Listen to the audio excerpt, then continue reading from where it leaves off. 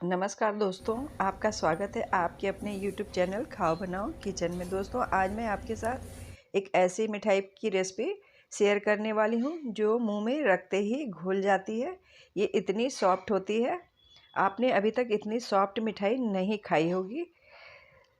और ये बनाना भी बहुत ही आसान है, मात्र 15 से 20 मिनट में बन के भी तैयार हो जाती है। तो चलिए हम इसे बनाना शुरू करते हैं।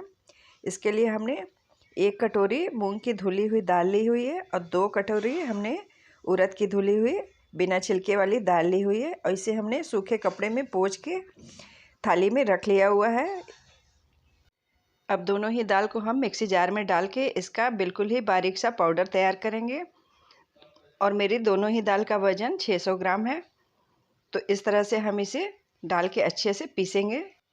तो इस तरह से हमने अपने दाल का खूब महीन पाउडर कर लिया हुआ है और इसे अब हम एक थाली में छन्नी से, जिससे कि हम आटा चालते हैं चलनी से, इसे छान लेंगे अच्छे से। दाल के पाउडर को हम 2 से 3 बार छानेंगे, जिससे इसमें ज़रा भी मोटा पार्टिकल न रहने पाए। तो दाल का पाउडर जितना महीन होगा मिठाई उतनी ही हल्की बनेगी। तो मैं दिखा रही हूँ, इसमें मोटा मोटा पार्टिकल बच गया है, तो इसे हम अलग कर लेंगे एक कटोरी में। और इसके मोटे पार्टिकल से हम पकौड़ी या फिर अपनी कचौड़ी में भी भर सकते हैं।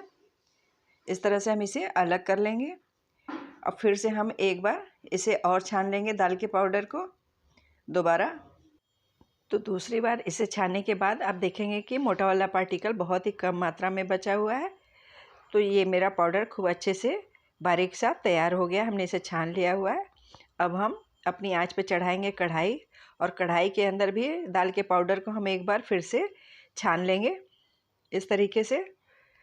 और इसे छानने के बाद हम इसके अंदर घी डालेंगे। इस समय हमने अपनी आंच को बिल्कुल ही धीमी रखा हुआ है और इसमें घी लगभग 600 ग्राम दाल के पाउडर में हाफ केजी घी जाएगा। ये घी के ही बदौलत अच्छे से दाल भुनी जाती है।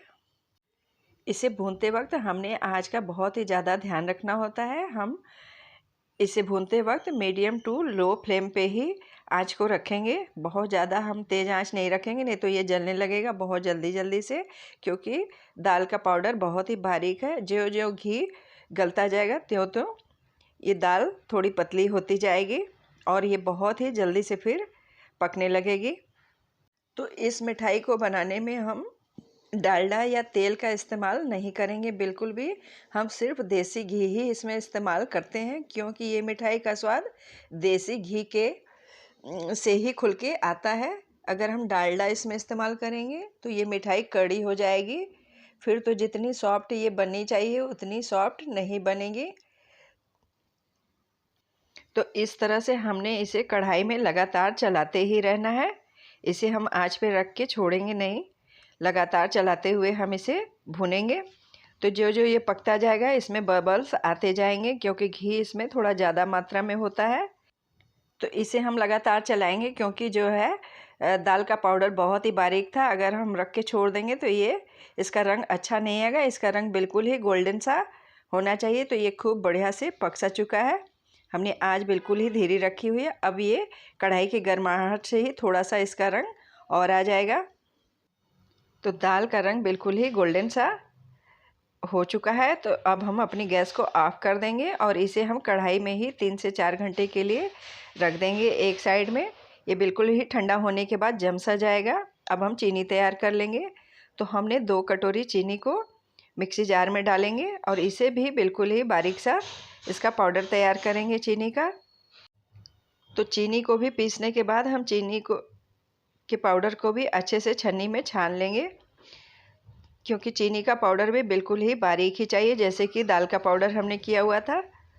इसमें भी ज़रा भी मोटा पार्टिकल नहीं होना चाहिए, नहीं तो मिठाई खाने में अच्छी नहीं लगेगी, मुंह में इसमें थोड़ा सा दरदरापन आएगा। तो 3 घंटे बाद मैं दिखा रही हूँ आपको, ये कढ़ाई में खूब अच्छे से घी जम चुका है, कढ़ाई ठंडी हो चुकी है। अब हम इसे किसी चम्मच या करछी की सहायता से घी को ऊपर से एक साइड में कर लेंगे। मैं दिखा रही हूँ घी कितना ढेर सारा इसमें जमा हुआ है ऊपर में। और इसे हम धीरे धीरे करके थोड़ा थोड़ा छुड़ा लेंगे। तो हम सारी ही दाल को इस तरह से खुरसते हुए इसे कढ़ाई से हम इसे अलग कर लेंगे। सारे ही दाल को हम अच्छी तरीके से कढ़ाई से निकाल लेंगे, इस तरह से खुरच खुरच करके।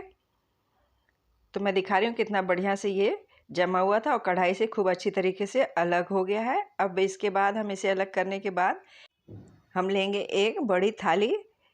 इसके लिए हम बड़ी ही थाली का इस्तेमाल करेंगे, छोटी थाली नहीं लेंगे, जिससे कि ये दाल को हम जब फेंटे तो खूब अच्छी तरीके से हाथ चल सके। तो इसलिए बड़ी थाली लेना ज़रूरी होता है। तो सारी ही दाल को थाली में पलटने के बाद हम इसे हथेली की सहायता से दबा दबा करके फेंटेंगे। तो ये हथेली की गर्माहट से इसका घी पिघलता जाएगा। जो जो हम इसे फेंटते जाएंगे इसका कलर बदलता जाएगा और ये सॉफ्ट होता जाएगा। तो इसे हम बिल्कुल ही उसी तरह से फेंटेंगे जैसे कि हम दही बड़े बनाने के लिए दाल को फेंटते हैं। जितनी हम दाल अच्छे से फेंटते हैं उतना ही दही बड़ा हल्का और सॉफ्ट बनता है। बिल्कुल ही सेम प्रोसेस है इस भुनी हुई दाल को फेंटने में भी। हम इसे भी हथेली से फेंटेंगे। तो इसे हम जितना फेंटेंगे ये इतना ही हल्का बन के तैयार होगा। तो कितना बढ़िया से हल्का हो गया, इसका कलर भी बदल गया, बिल्कुल ही वाइट सा हो गया है कलर। अब हम इसे चेक करेंगे कि ये पूरा अच्छे से फेंटा है कि नहीं। तो इसे चेक करने के लिए जैसे हम दही भल्ले को फेंटने के वक्त कटोरी में पानी लेते हैं, तो इसी तरह से हम इसे भी चेक करेंगे। तो ये काफ़ी अच्छे से हल्का सा हो गया है। तो अब हम एक कटोरी में थोड़ा सा पानी लेंगे और इसमें थोड़ा सा इसकी एक बूंदी सी पानी में डाल के देख लेंगे। जब ये ऊपर आ जाएगी तो इसका मतलब है ये अच्छे से सॉफ्ट हो चुका है। तो इस तरह से ये तैरने लग गई है, काफ़ी अच्छे से फेंट चुका है, सॉफ्ट हो गया है। तो अब जो हमने पानी के अंदर डाला हुआ है इसे हम इसके अंदर थाली में नहीं मिक्स करेंगे। तो हमने 10 से 15 इलायची का पाउडर किया हुआ था, इसे भी डाल लिया हुआ है और इसे भी मिक्स कर लेंगे अच्छे से। इसके बाद हम इसमें अपनी पीसी हुई जो हमने चीनी को छान के रखा हुआ है इसे भी डालते हुए फिर से थोड़ा सा फेंटेंगे। तो चीनी को भी हम एक बार में सारी ही नहीं डालेंगे, थोड़ी थोड़ी डाल के अच्छे से मिक्स करते जाएंगे और फिर दोबारा से थोड़ी सी और डाल के दोबारा भी मिक्स कर लेंगे अच्छे से। तो ये मिठाई खूब बढ़िया से बन के तैयार हो गई है चीनी मिलने के बाद। तो इसमें हम दोबारा से थोड़ी सी चीनी और इस तरह से मिक्स कर लेंगे और इसे भी फेंट लेंगे ताकि चीनी खूब अच्छी तरह से दाल के अंदर मिक्स हो जाए। तो खूब बढ़िया से ये मिठाई बन के तैयार हो चुकी है और इसमें हम कोई भी मेवा वगैरह नहीं डालेंगे क्योंकि इसके खाने का मज़ा इसके सॉफ्टनेस में ही है। और हाँ, इसे हम न तो गीले चम्मच से या गीले हाथों से नहीं निकालेंगे, फिर इसे आप चाहें तो महीनों रख कर के खा सकते हैं, बस इस बात का विशेष ध्यान रखना होता है। अब हम इसे एक प्लेट में या ट्रे में बटर पेपर रख के इस पर थोड़ा थोड़ा सा रख लेंगे। वैसे तो ये कोई आकार नहीं पकड़ता है, आप इसे चम्मच से निकाल के यूं ही रख सकते हैं पेपर कप या पेपर कटोरी जो आती है मिठाई वाली उसमें। हमने इसे थोड़ा सा ट्रे में डाल दिया हुआ है इसे फैलाते हुए और मैं आपको दिखा रही हूँ एक डिब्बे में भी हमने इसे तैयार किया हुआ है। जैसे कि पकौड़ियाँ हम बनाते हैं उसी तरीके से हमने इसे बनाया हुआ है डिब्बे के अंदर में। तो आपको मेरी ये मिठाई कैसी लगी हमें कमेंट में ज़रूर ही बताएं।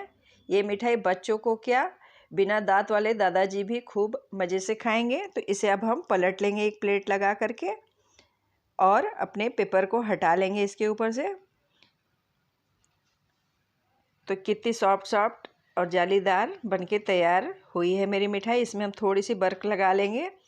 बर्क मेरे पास नहीं है, ख़त्म हो चुकी है, इसलिए हमने थोड़ी सी ही बर्क लगाई है। इसमें हमने पिस्ते को हल्का सा पीस करके ऊपर से इसकी गार्निशिंग करने के लिए डाला हुआ है और इसे हम कट कर लेंगे। कट करने के बाद इसे हम मिठाई वाली जो कागज़ की कप या कटोरी होती है इसमें रख के कोई भी आकार में रख सकते हैं। चाहे तो आप बर्फ़ी के आकार में काट सकते हैं और चाहे तो गोल ही इसे रख सकते हैं।